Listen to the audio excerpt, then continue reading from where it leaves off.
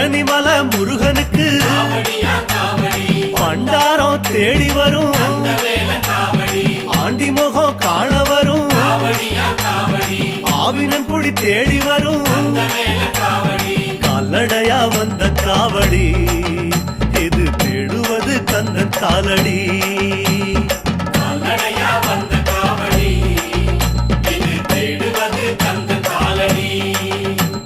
பழுத்த பழம் தேடுதப்பா பாலதண்ட பாணி கேட்ட நல்ல முத்து வேலனுக்கு ஞான பழம் கேட்டு வரும் கால்நடையா வந்த காவடி